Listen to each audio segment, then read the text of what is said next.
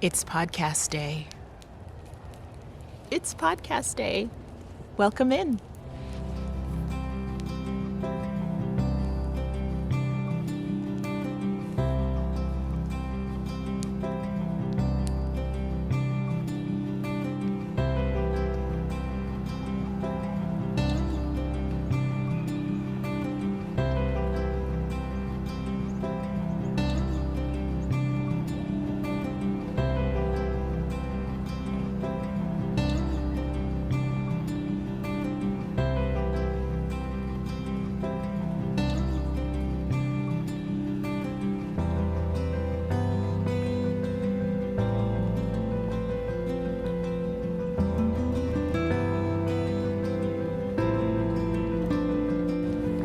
Welcome in, friends. Welcome to the heyBrownBerry podcast.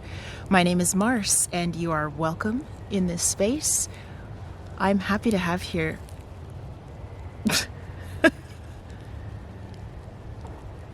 I'm going to blame the weather. It's cold. I'm happy to have you here. It's wonderful to have you visit with me for the first time or returning for another little sit down. I feel very fortunate to have this time out. It is cool here in the southeast US. It is our version of winter. The temperature is about 48 degrees Fahrenheit. As you'll see behind me, there's still quite a lot of green here. My winter might look very different from yours. But these days we have some of our coldest temperatures. In fact, over the weekend we may get down close to freezing in the low 30s Fahrenheit. So I am enjoying it. I'm taking in an early morning breeze out here, and it's my pleasure to share it with you. I am going to take a second, though, to get a little bit more flame situation going.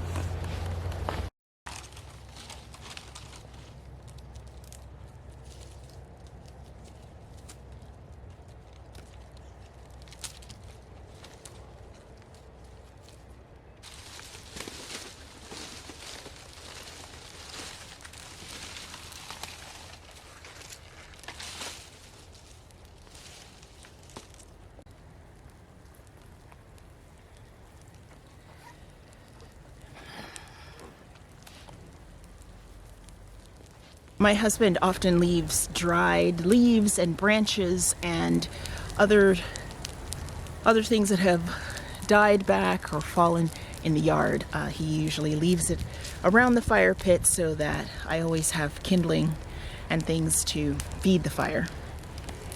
So I can actually feel the warmth of it now, and it's nice. In today's episode, I wanted to share a topic with you that's been on my mind. That's our usual here. I am thinking through a lot of things this year. I'm doing some reflecting very specific to my making.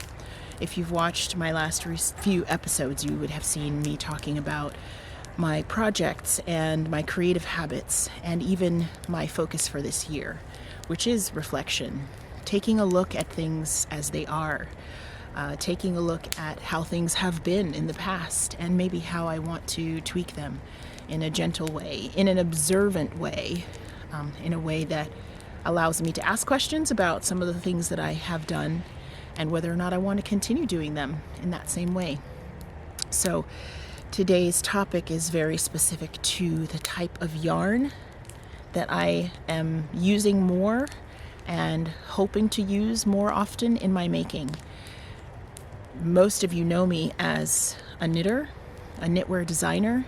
I work with all kinds of materials, and now I do more spinning and work with fiber as well. But yarn has been a part of my life for a long time. I started knitting in 2005, and so that's been one of my major craft materials. I have a decent sized stash of other making related things, but primarily it's yarn. And as I was doing a bit of an organization / clear out the other day, I realized that the types of yarn I choose now are very different than in the past. So I thought it was worth recording that here for myself and as a way to connect with you, because you might be in that same process, or this might spark some of that reflection for you too.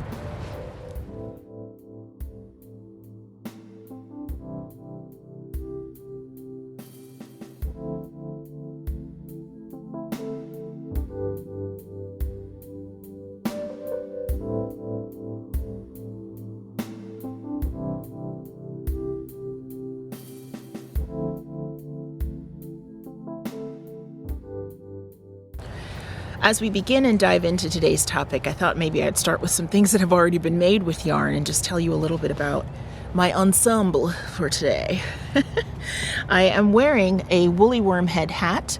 The name of this pattern is Half Theory, and you may have seen me wear this on the podcast before. It is definitely a hat I reach for very often. Half Theory is a textured beanie style hat. It can actually be made with a beanie fit, a closer fit, or with a more slouchy fit. I actually feel like this size for me is perfect for good use.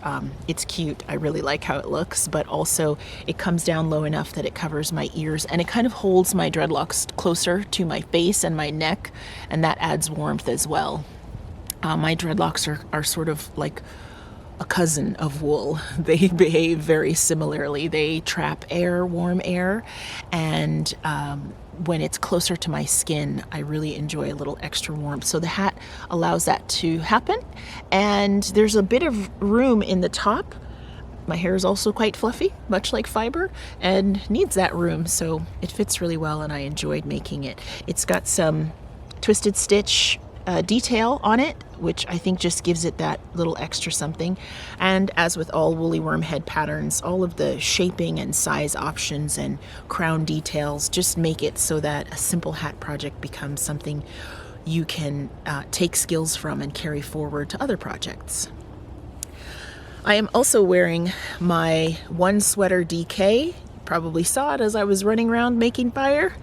And what's special about this, it's not a new finish, it is a refinish of sorts. In a recent episode, I talked about the fact that when I first made this raglan top-down pullover, I really loved working with the yarn. I love the pattern's construction and detail, and I made my sleeves in such a way that they were excessive. Way too long. I will insert some video of the way the sleeves looked in my original make of this sweater. I essentially could roll them back 3 times, and that was fine at the time. Obviously, I left it that way for almost a year. But as I've been reflecting on projects and using the things that I make, I really was unsatisfied with that, and I shared with you some of the process of fixing those sleeves. And I'm happy to say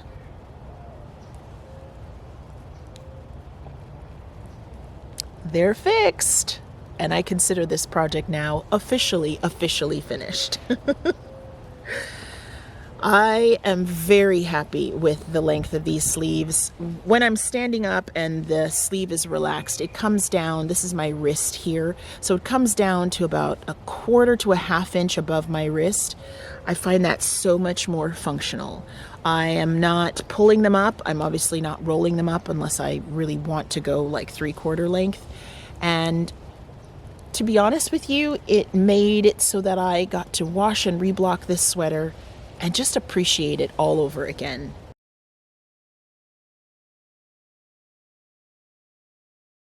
There's something about revisiting a project to fix it, or even, I think this might be the case with mending something. It really feels like you're giving it a second life, a second chance, another reason for being. And with this sweater, I was enjoying wearing it on days like this, sitting by the fire, and thought it deserved another go-round. So thanks for being part of that little mini journey with me. I'm very pleased about it. And these beauties give me an excuse to talk to you about the Maker Minutes Mitt-a-Long. So first, let me tell you what these are. Pull my sweater up a little bit so you can see them in all their glory. This color work amazingness is thanks to the genius and artistic mind of Natalie of Remembrance's Pottery.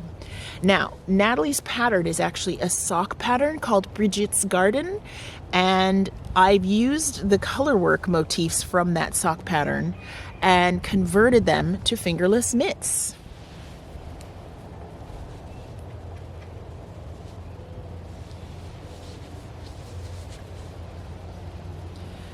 You can see some contrasting detail here with the cuffs using both colors, the green and the purple. And I steeked in, pretty clumsily I'll admit, a thumb hole to these because I originally knit the sock tubes and realized that I had made some mistakes with heel placement. It's an afterthought heel pattern.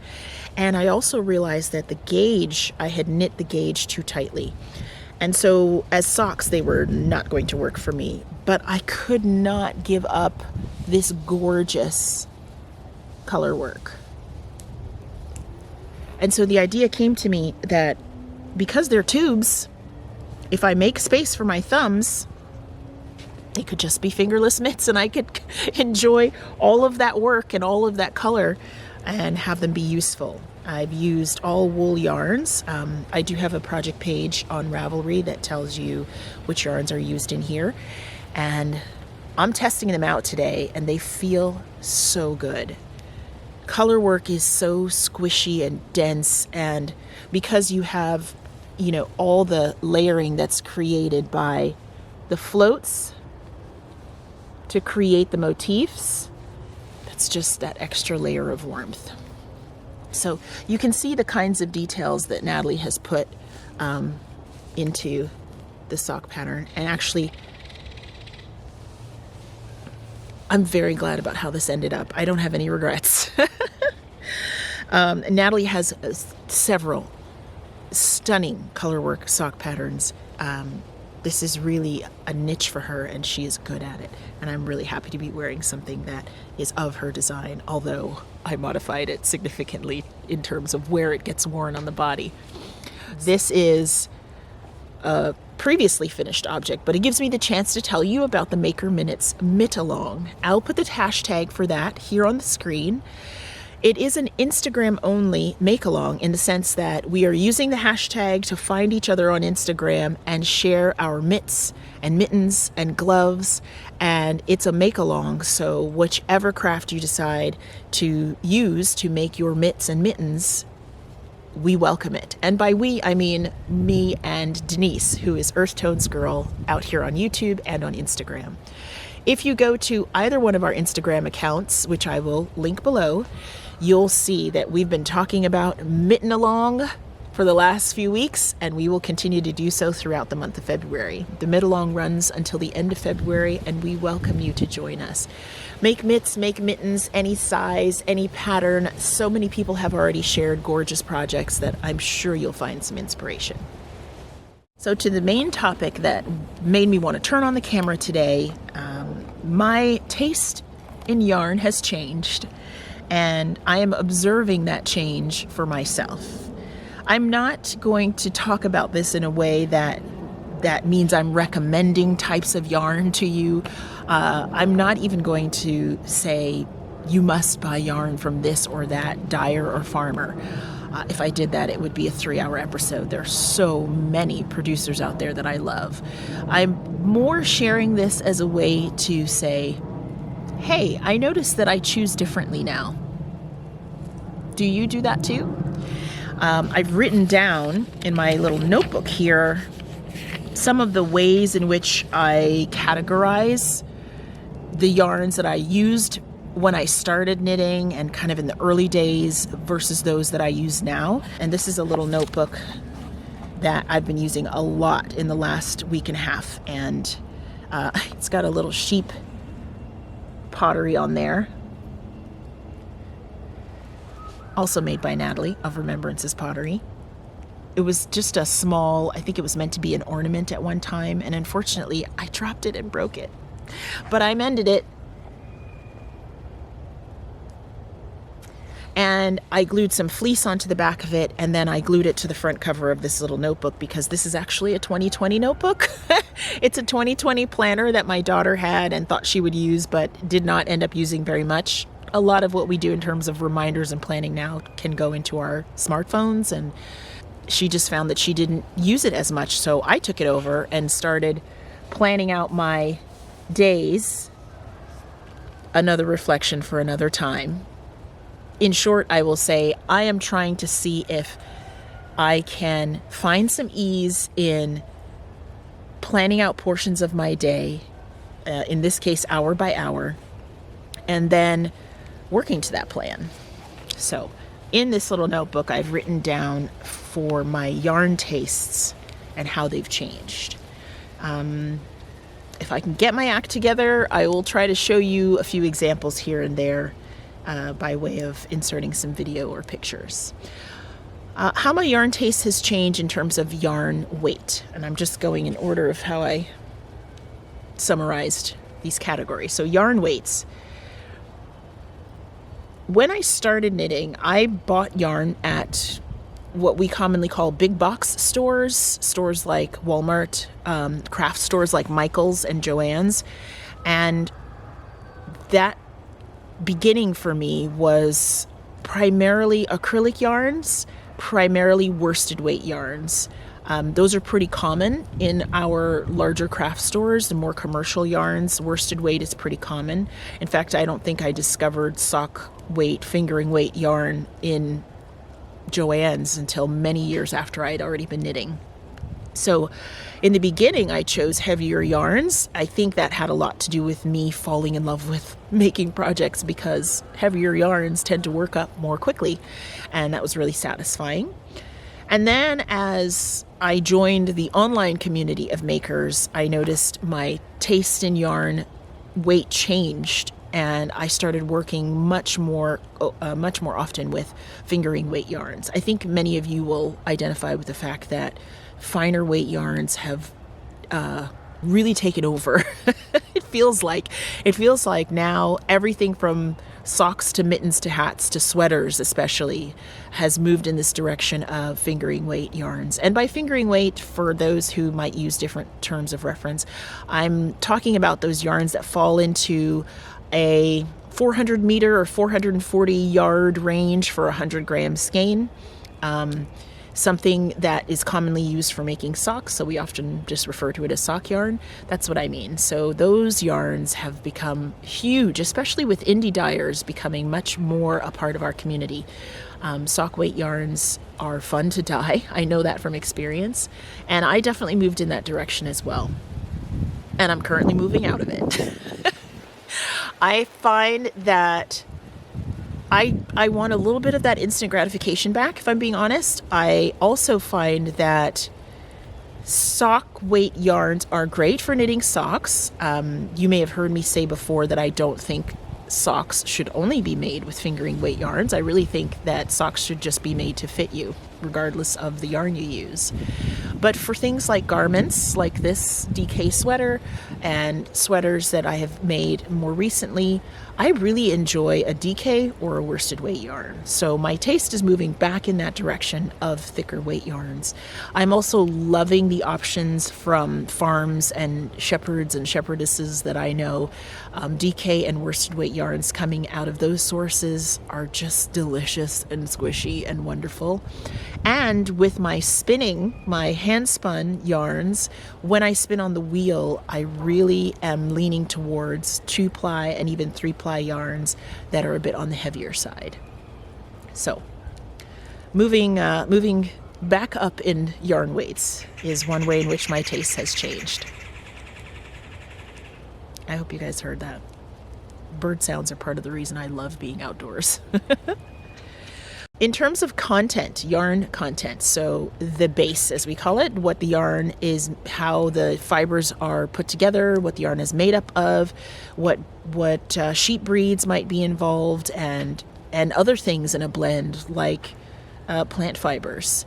So initially, as I said, I didn't have really much discerning taste around content, and I say that to mean when I was buying yarn at the very beginning of my knitting journey, I wasn't paying a lot of attention to what the yarn was comprised of because I didn't know there were a lot of options for that.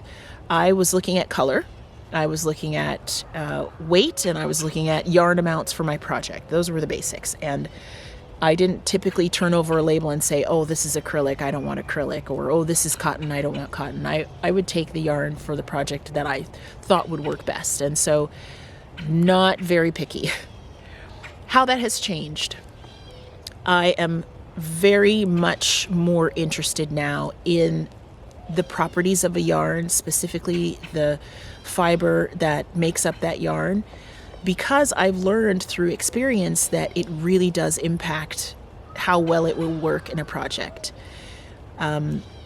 Yes, yarn weight is one thing, but I'm learning from reading and experimenting and designing even that you can really work to the properties of a yarn's fibers, and that can work in your favor or work against you if it doesn't match well. And I'm also going full on sheepy, full on farmy, all the rustic. The sheepier the better. I have used quite a lot of yarn blends, the common merino nylon blends. I've used a lot of superwash yarn. I have used yarns that have a mix of, say, wool and alpaca or wool and silk, and have found, enjoyment in all of that. But I'm seeing my taste change significantly towards sheep breeds. I've used now a lot of British sheep breeds, both in fiber form and in mill spun yarn form.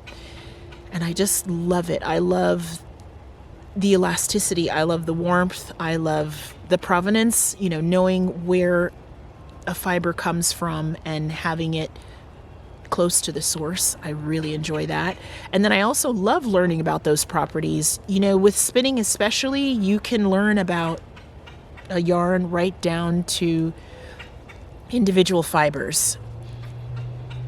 Things like staple length and bounce and loft, and whether or not a yarn will do well spun worsted, kind of very crisp, or woolen, with more air and more lofty.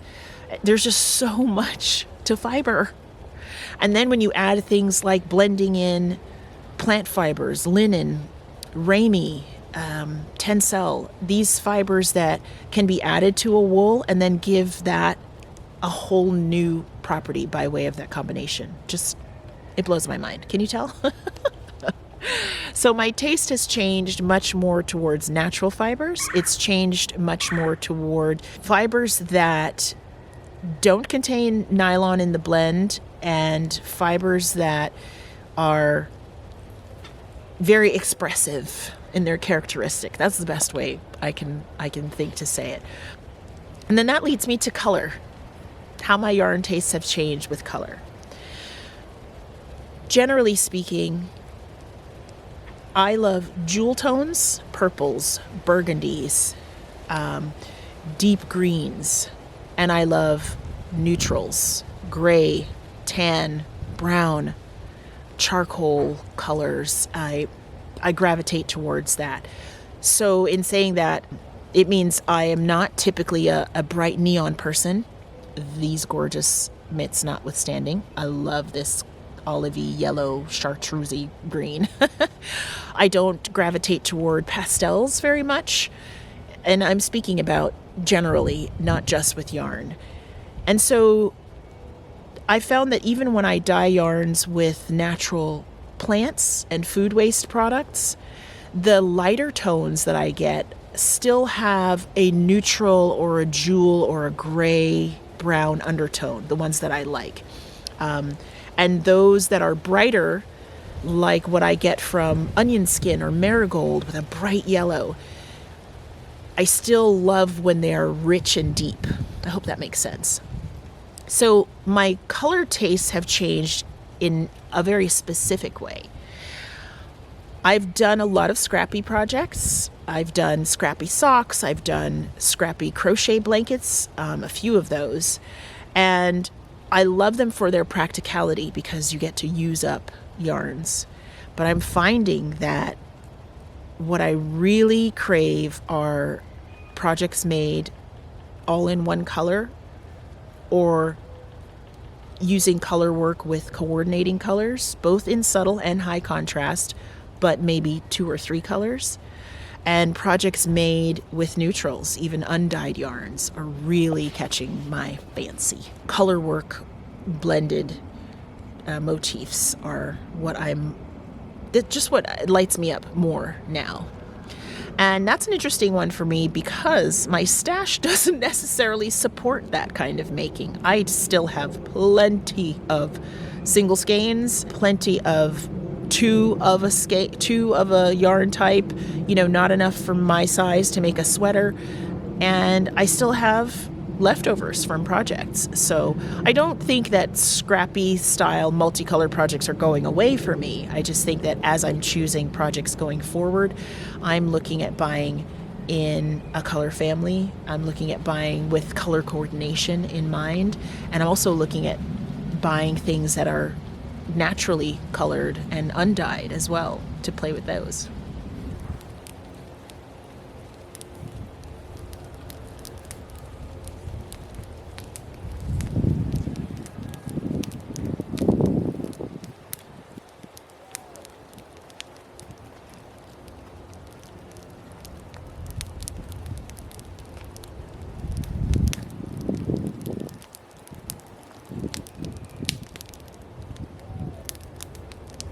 And the last thing I will cover in this episode about my yarn taste is quantity. I feel like saying that is just a loaded topic. This is a shame-free zone. So this is not about necessarily reducing my stash down to 0, but definitely the way I purchase yarn is changing. In my early days of being a knitter and a crocheter, I would just buy yarn. I love what can be done with a skein of yarn in terms of color and even texture. And I would just buy yarn. I would go to festivals. I would go to yarn stores when I traveled, and I would pick up yarn that I loved. I would ask a yarn store owner, do you have any yarns that are local to you, dyers that are local to you? They'd say, oh yes, and they would show me something stunning, and I would take one skein of that home. I would go to a festival and just fall in love with a dyer's technique, or the dyer themselves, because, it's my people. And just want something representative of that experience and that connection. And I would buy one skein of yarn. When I started making socks and then fell obsessively down the sock making rabbit hole, one skein of yarn was all I needed in most cases if it was fingering weight. And so I had a lot of those single skeins, and sometimes maybe 2 or 3 skeins. And I was not really thinking at the time that item would be for a specific project. Every now and then I would buy yarn with a project in mind and go all the way through with that plan. But for the most part, no. Then there are times where I just wanted to support someone, their shop opening, or a charitable effort, or something that a maker was doing that I just wanted to be part of. Buying yarn from them was a really easy way to do that, and did not come attached to a project. So my buying in quantity was significant, but done at the scale of onesie twosies. For a long time, I thought that was fine. I really felt like I would always find a way to use them at some point. And especially when I started designing socks, I felt that I had what I needed to make a pair of socks. Even for me, I have large feet, a size US women's 10.5. I should be 6 feet tall. But I never sat down and really thought, what am I going to do with all these single skeins, until recently. I took the time to put together what I call my sock yarns, so lighter weight yarns, and my DK and up weight yarns, and then started putting together sets of yarns that, for example, could make an adult size garment for me. And I'll call those my sweater quantities.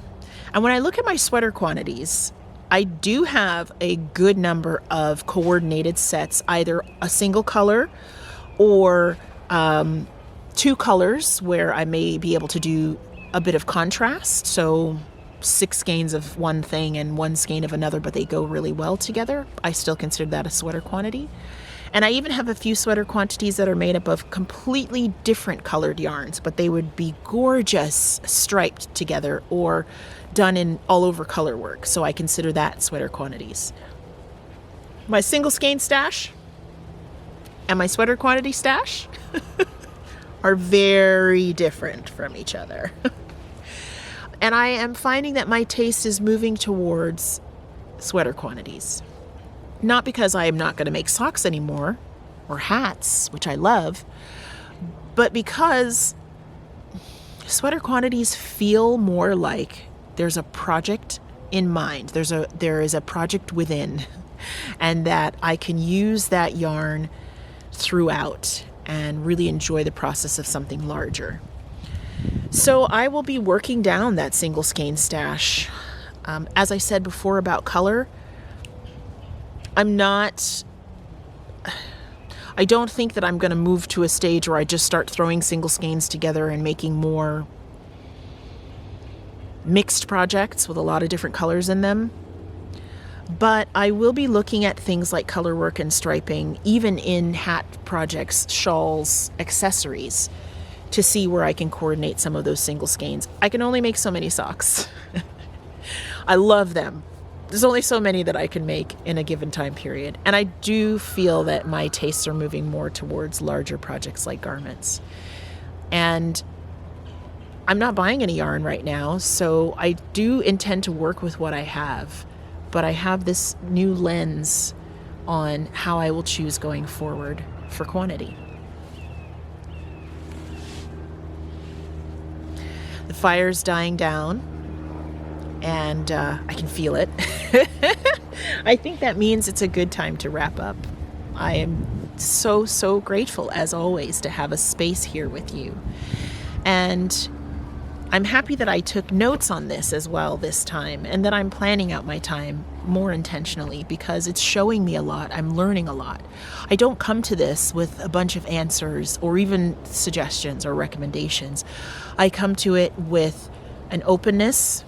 I come to it even sometimes with hesitation, because there can be some anxiety in taking a real hard look at something. And maybe I won't like whatever the current habit is, but I come to it with openness and with gratitude for space to process it all. So I hope that you've enjoyed this time as well. I wish for you that if you're having a very cool set of temperatures, that you have ways to be warm. And if you live in the southern hemisphere and it's very warm where you are, here's to a frosty beverage if you can get your hands on it. Thanks, friends, for being here with me. You are welcome back anytime, and I will see you then. Bye for now. Mwah.